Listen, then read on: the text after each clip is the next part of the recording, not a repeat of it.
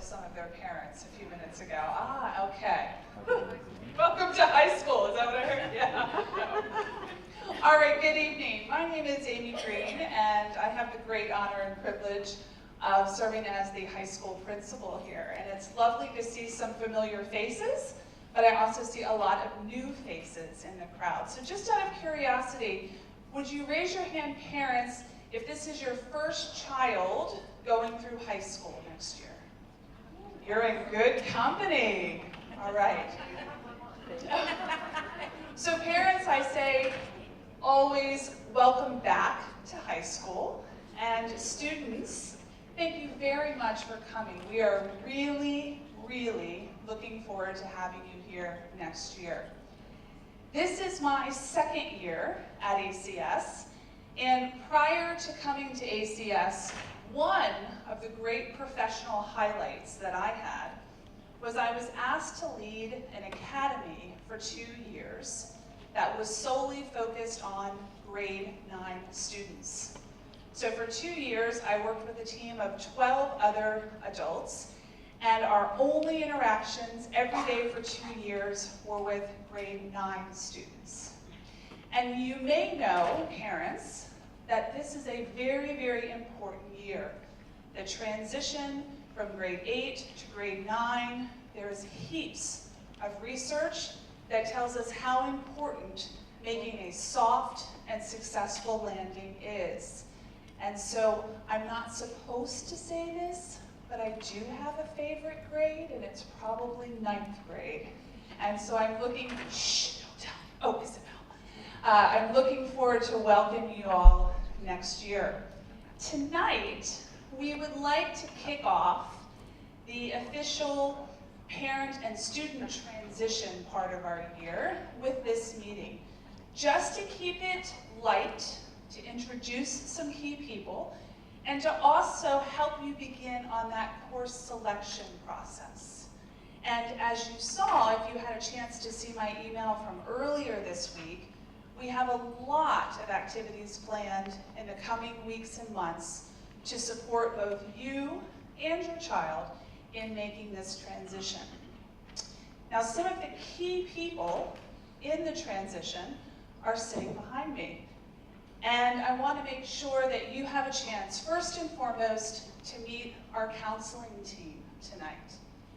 In addition, I want to give you a sense of what is a day-to-day life like for a high school student. In some ways, it is similar to middle school, and in other ways, different. So we'll share that with you this evening. We want to talk about the graduation requirements. So in 4 years, time when your child is getting ready to walk across the stage at the Emirates Palace, if they're still with us for graduation, they will have earned a series of credits in specific courses. And we want to make sure that you know what those courses are and how we help to make sure that they have all of the credits they need. And then, perhaps most importantly, or on your mind right now, is what is available for my child or for me to take as classes for next year. So we're going to begin the discussion around the course selection process. All right? Okay. So one of the greatest pleasures that I have every day is working with the team that you see sitting next to me. And so our counseling team, our very experienced counseling team, will help in this journey of the transition. And if you read my email, we have someone new to add to that as well. So what we do is divide in high school the alphabet, students' last names, according to their counselor. And so I'd like to just briefly introduce Ms. Jane Lowry. If you want to raise your hand, say hello. All right. Yes, give her a big welcome. Also our resident softball coach. Also Christina McDade. And the newest member of our counseling team, Mr. Phil Abraham.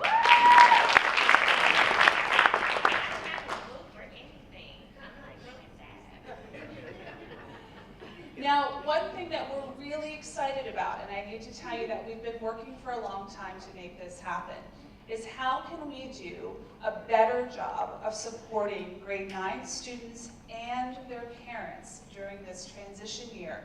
So I am delighted to tell you that we will be adding a 4th member to our counseling team next year. And his name is Brian Codigan, and he will be joining us to focus his attention on grade 8 students and particularly grade 9 students during the period of the transition. He is a veteran middle school and high school counselor. He comes from my neck of the woods. If any of you are familiar with Montgomery County, Maryland, that's where he is right now working. And he's really delighted to meet you.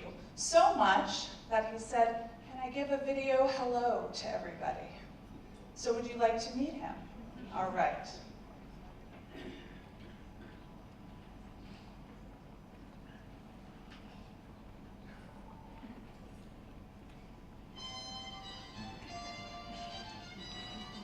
He said, "What will they think of my music?"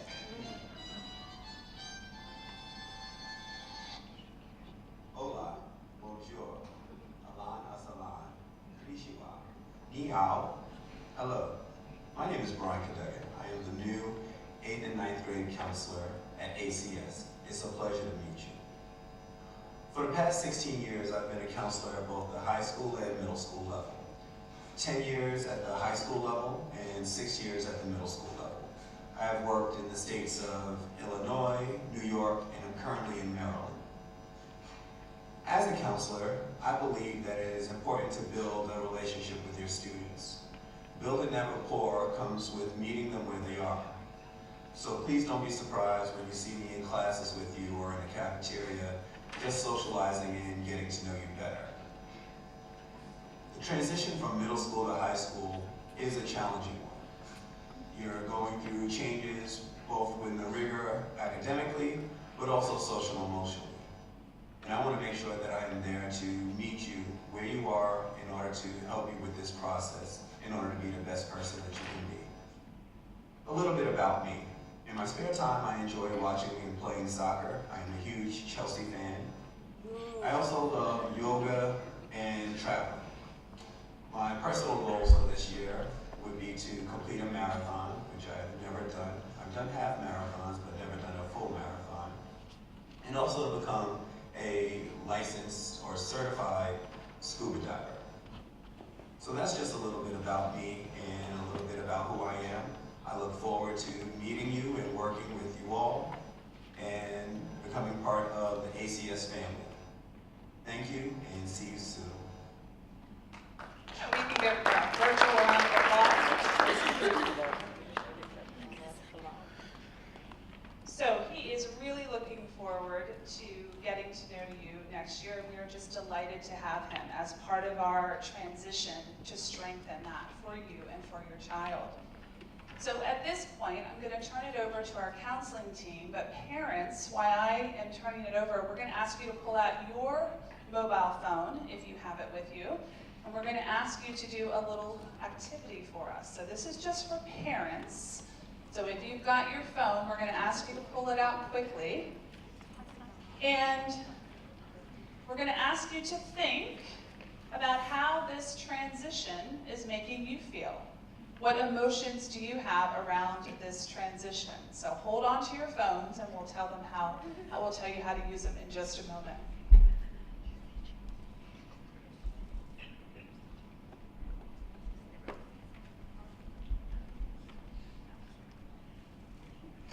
Okay, so knowing that everyone is a little excited, nervous, maybe has some expectations coming into this process, it's always good to see where everyone else is sitting in this moment right now.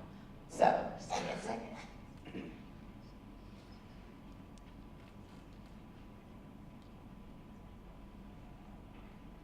Oh, did you guys go to the website?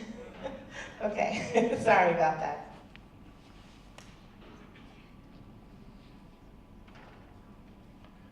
So if you think about the question that was posed to you by our principal, think about that question. It's right here on the board. Just 3 words to describe where you're at, what you're feeling right now about this transition for your child going from 8th grade to 9th grade. To do that, you want to go to menti.com, and the code here is 396794. Keep it open because there'll be a couple more questions and a little bit of a quiz for you because we've already quizzed your students, your children on this stuff as well, just to make sure everyone's aware.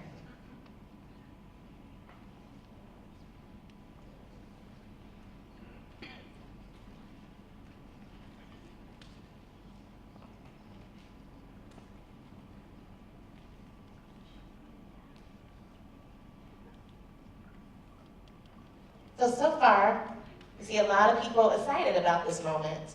Maybe because it's a chance for your child to really step into a new situation for themselves. For others, they're a little bit worried. Will my child ever grow up out of their behavior that they're doing right now in middle school? Is sometimes the question I get. We have scared, curious, and excited. And these are all very valid feelings about this transition from middle to high school.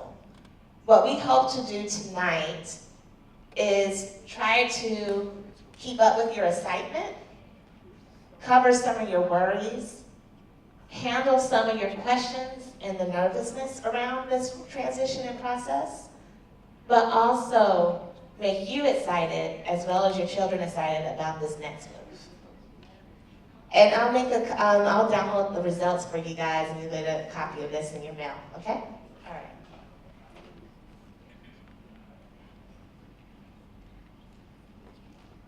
All right, so first up, Ms. Lowry is going to take you through our daily schedule in high school. Remember, parents, you might be quizzed on this in a little bit, so pay attention. Get your eyes forward, bodies in position. And I'm turning it over to Ms. Lowry. Good evening. It's great to see this many people out and lovely to see this many kids. I see some familiar faces, so this is very good. As you move into high school, we have a very similar schedule to the middle school, but very different at the same time.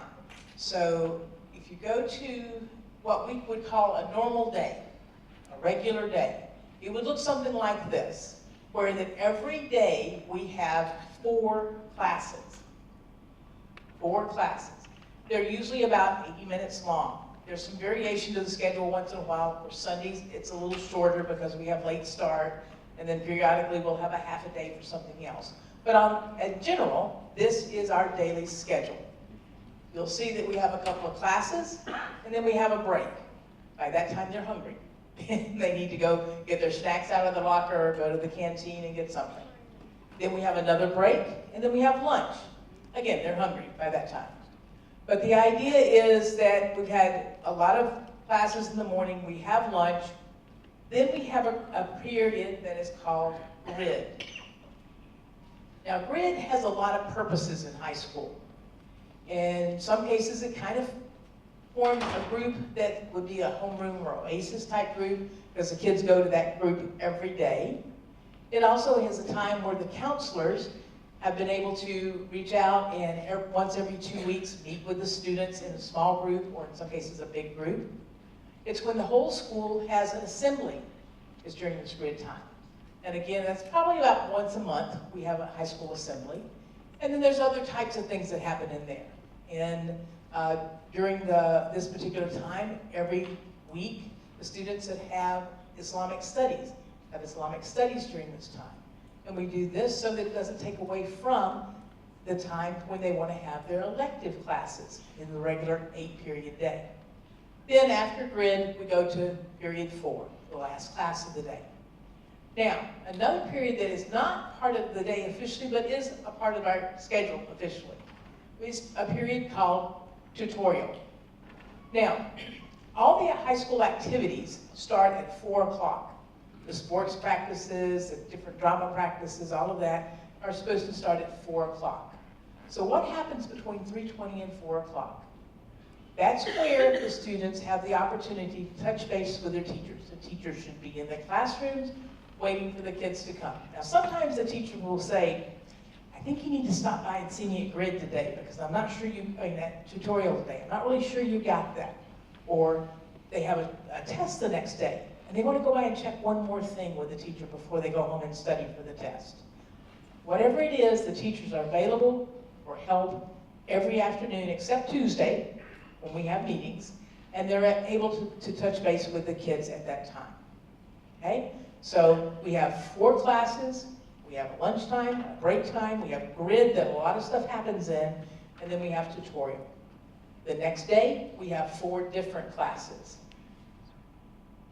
Okay? Got it so far? Okay, can I confuse you now? Now that you got the first day? Okay, let's look at our rotation.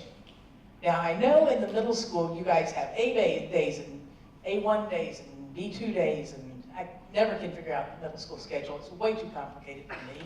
But for the high school, it's basically a 10-day rotation. 10 days, A through J. Now, for 9th grade, the days are not that different, except for the days that you'll be going to Islamic if you have that. But basically, if you look at day A, and day C, and day E, G, and I, on those days you have periods 1, 2, 3, and 4. You have classes 1, 2, 3, and 4. Right? They're in different places. I circled 1 so you can see how it moves around through the schedule. But the same 4 classes happen on the same day every other day. Same thing happens on what we call B days. B, D, I can't do this without looking, F, H, and J. They're always 5, 6, 7, 8. Now I asked my group to figure out what's the one thing that you notice that's different on this. It's my group, you remember? I know there's people out there that figured it out. No, not me. Yes? The similarity is that period 2 and 6 are always... 2 and 6 always stay the same. Okay? So that's the one that doesn't rotate, and that has to do with our shared faculty. So 2 and 6 are always the same time. The nice thing about this, if you have a teacher that's grumpy in the morning, and you have them for period 1, you only have them 2 times during the 10-day rotation. Likewise, if you have somebody who's grumpy after lunch, you only have them a couple of times. Okay?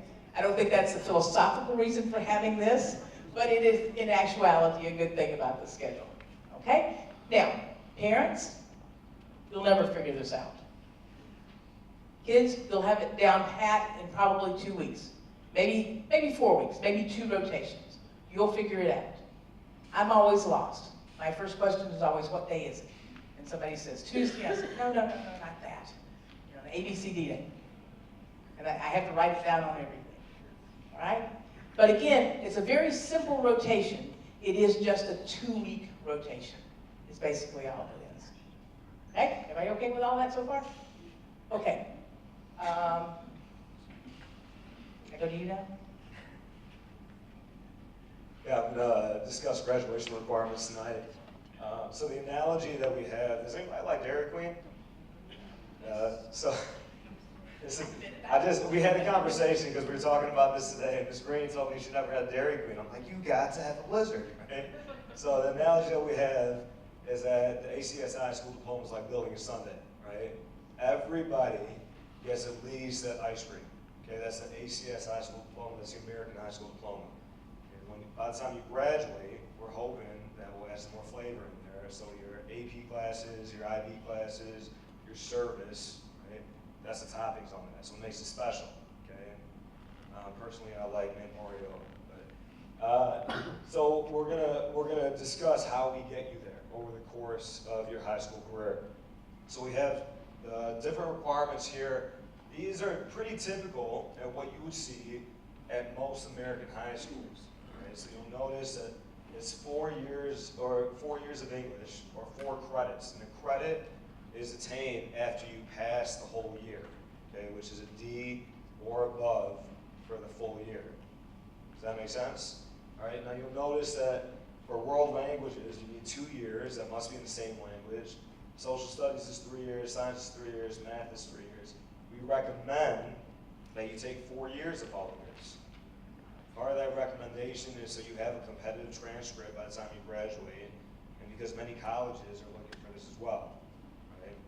So the minimum number of credits that you need to attain a high school diploma when you add all these requirements together. It's going to be 25. But if you think about this, you can take 8 classes. If you have a full schedule by the time you graduate, including having a self-directed period your junior and senior year, you're going to have way beyond those 25 credits. This is not the standard that we're aiming for. This is a floor.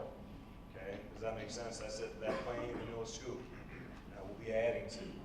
All right. So you'll see that, and you'll see the other requirements that are typical among American high schools, like your fine arts requirement. If you follow me underneath math, your PE and health. So you're going to take PE in 9th grade, a semester of PE and a semester of health in 10th grade. Your core electives. So core electives would be looking at your English, social studies, science, and math. You're only required 3 years of each of those except for English. When you take your 4th year, that would be considered a core elective, right? Because it's a core class, and you're taking that additional 4th year. And your non-core electives, so other classes that go beyond that, outside of that core, down towards that, like other art classes or world language beyond the minimum requirements of that. That's how you build that total of at least 25 credits to graduate from ACS. Does that make sense? Okay?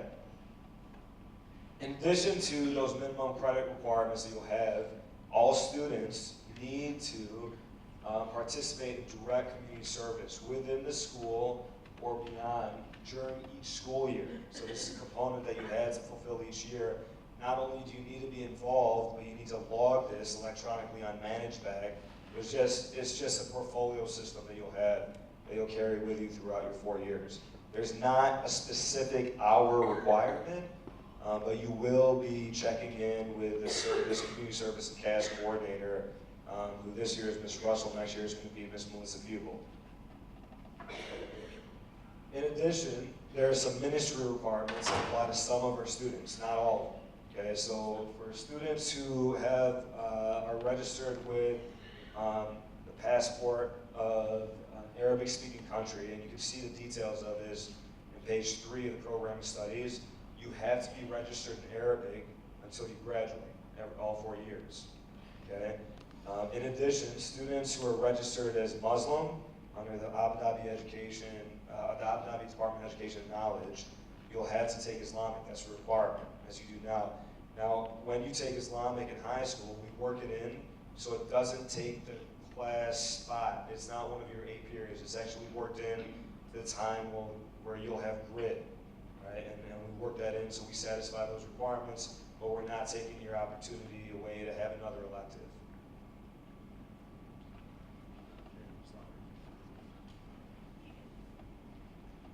Me again.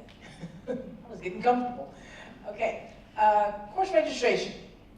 The thing I want you to look at more than anything else is the March 25th.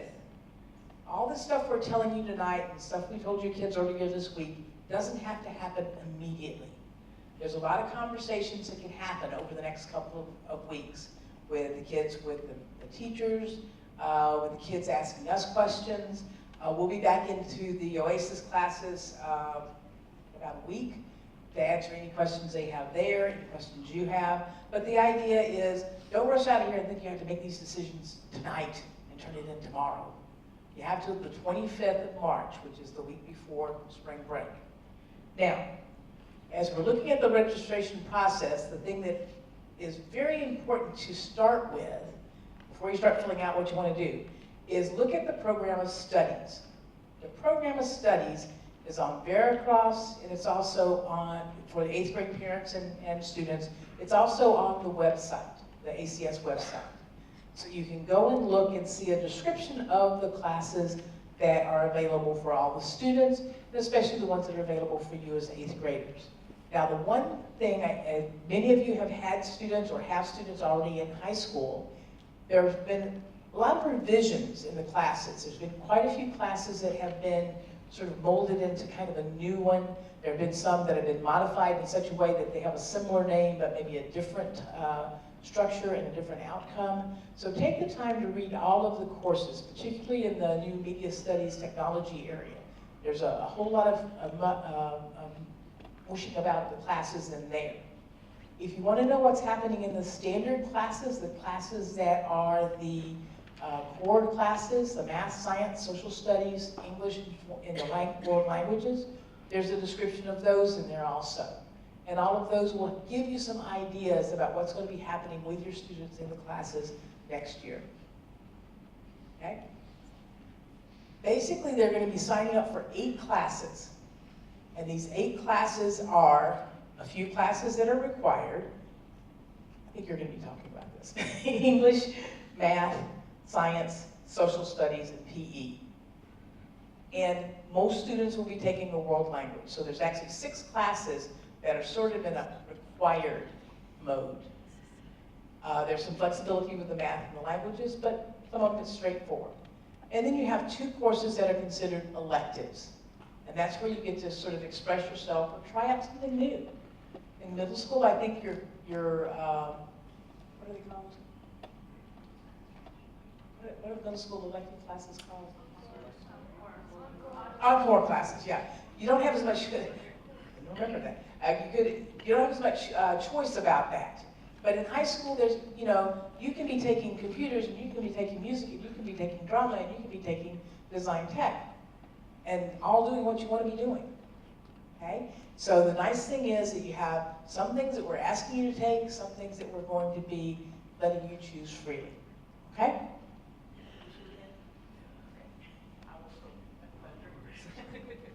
So, like when we go back to the ice cream analogy, as you go on in your 9th grade and 10th grade year, you're building that base. So everybody is working towards those core requirements. Your 4 classes, English, science, your social studies, your global studies, and PE, everybody's doing that in 9th grade. Everybody's doing math too, but this will be according to a teacher recommendation. And you guys are going to get that recommendation from your teacher March 17th to 21st. Then the world language requirement will be according to that teacher recommendation if you choose to continue in the same world language that you've been taking in middle school. Right? If you choose to take a new world language and you have that option, you can't start off in the opposite.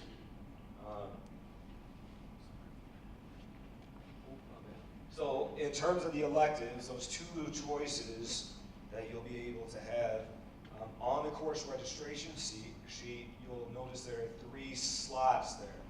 So what you're going to do is you're going to write down the 3 classes that you find the most appealing, and you're going to rank them in order, and we're going to choose 2 of those for you based on your preference and what works out with the rest of your schedule and availability.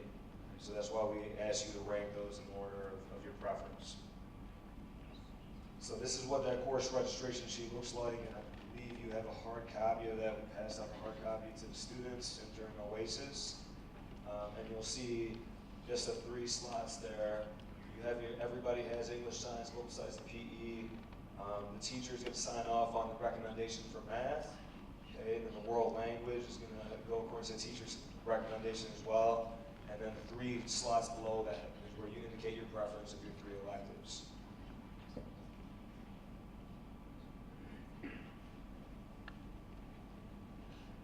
Miss McDade with inspiration. You guys can read that. So here's the information. Let's take a couple of minutes, talk amongst yourselves for a moment, think of some questions that you have for us that we can try to cover tonight. So let's just take a minute, do that. Does anybody need a registration form? Run a couple? Students should have taken it hopefully. We're not saying anything about that. Proper kids.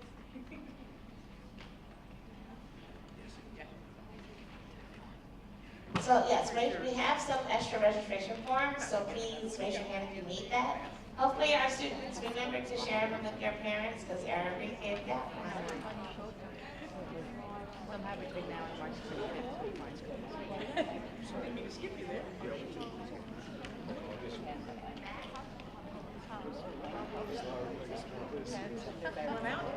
Yeah. My side is better. If we run out of copies tonight, be sure to attack your child's backpack. It might be in there. Or their locker. I'm not touching it. And we'll have extra copies in our counseling office as well. And we'll make a digital copy available to you too. Actually, 80 minutes, a digital copy go home with your letter. Oh no, that was my, sorry. So we'll also make sure we'll have a digital copy out. So I'm gonna ask Mr. Abraham, I'm gonna give him this microphone. And if you have any questions, go ahead and raise your hand and Mr. Abraham can come to you. He's just out of his knee brace cast, so we're gonna work him a little bit, okay? Any questions that you guys have right now?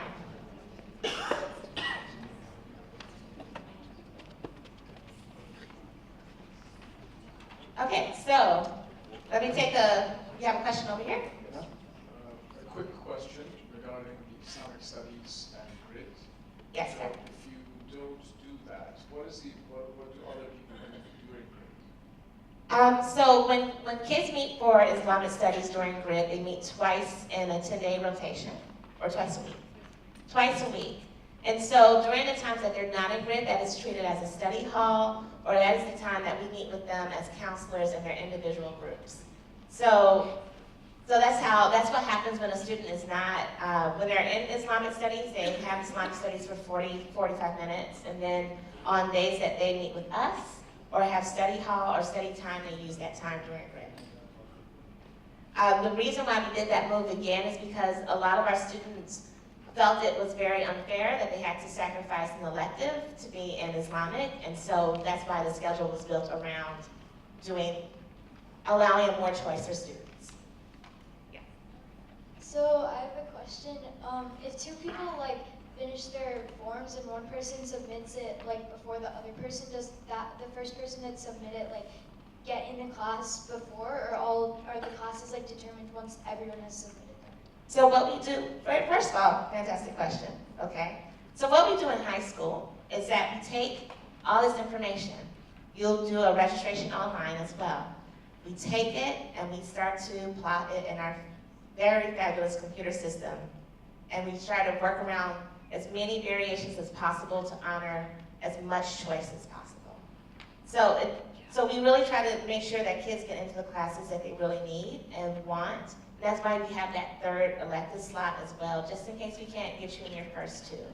But we try to work so many different rounds and angles to make sure the majority of students get into their first and or second choices as far as electives are concerned.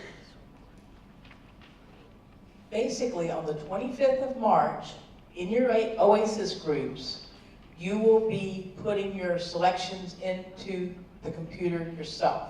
So there's not a way to do it earlier. It's all going to happen on the 25th. You'll put the selections in and you'll turn the forms in that day, okay? So it's not a first come. And that's why that form is really important. The form is really, really important for us as well, because as much as computers help, they can also hinder, right? So we need that paper backup signed by you and signed by your child to make sure that we are trying our best to honor the classes as best we can.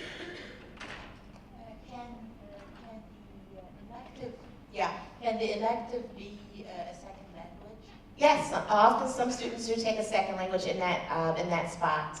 What we've noticed sometimes is that kids come from two language households. They want to keep up with their language skills in one and take up something that's a little bit different. Some of my kids take their Arabic, but also take like a French or Spanish because the Arabic is the ministry requirement, and then they want to take a different language just to change things up. We had a question over here. Oh, you have a nice loud voice. Go for it. I was just wondering about different electives. If you think of creative arts elective, does that count as a fine arts credit and elective? Yes. So creative arts is an elective. So everything that falls under creative arts, that includes our tech courses and stuff. Anything extra, consider it an elective, I guess you could say. That's oversimplifying, but Anything that's not a core. not a core. Yes. Any other questions? Oh, you're right. You already answered all the questions. So, Wow. Be the confusion. by a show of hands really quickly. Thumbs up if you feel that you have enough information to get started, to get ready for high school. Thumbs in the middle if you think that I'm ready, but I'm not quite too sure about some things and I need to speak with my counselor. Or thumbs down is like, this is all confusing, I don't know anything, I don't want to learn anything. Let me see the thumbs, parents and students. All right. I like it. Amazing. All right, so your next step, because like right now you're probably still sitting on a question and you're not quite sure what you want to ask, so we're going to put it in a very safe format. Let me freeze this screen. And go back to your mentee. And so this is just for record-keeping purposes for us. So if you have any lingering questions that you want to ask that maybe you want to have some follow-up on or with, let us know.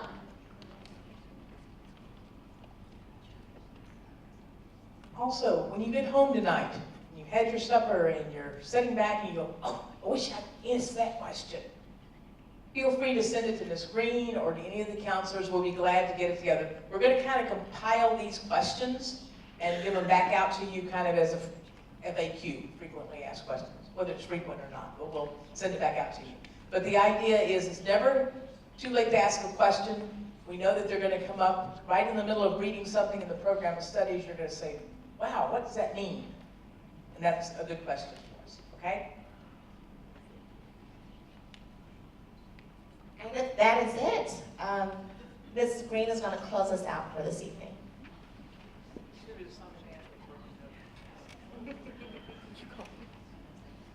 So as I mentioned at the start, we wanted to keep this first session light and just really focused on what we need to do at this point in time, which is to begin to dip into high school. So my request to you is spend some time in the program of studies. Really get a feel for that. Be having conversations with your child. What's looking interesting? What would I like to do? You can begin the conversations with your teachers as well. And we're working toward that March 25th date in order to help. One thing I realized I didn't mention, nobody mentioned it at all in this presentation, is a university. And I know as parents, as you begin to think about that transition to high school, you're also thinking about what comes after, which is university. And here, at this point in time for grade 9, we really want the focus to be on landing softly and landing successfully in 9th grade. So you have time, parents and students, to begin those university conversations a little bit later. Certainly not in the first semester of grade 9. Allow yourself to land well, to perform well academically. Allow yourself to get to know your counselor, to begin to make those connections, and then trust that as you begin to think about grade 10, and you leave your new counselor, and you land with one of these 3 individuals, that those conversations around university will begin then, and you'll start talking about standardized tests and SATs, PSATs, ACTs. Do I take AP tests? Do I take IB diploma? This is the good news. You don't have to worry about that right now. Our goal is landing softly and successfully next year, and there will be time for that, all right? So please, if you haven't had a chance to read the email I sent earlier this week, do, because you'll see a series of transition activities that we have planned this year, and we look forward to seeing you at those. And students, you now know us enough to see us on campus and say, I have a question, exactly. Can I ask you about this? Please do, I'm easy to find.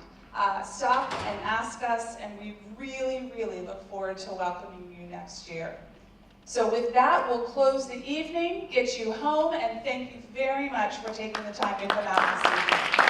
Have a good night.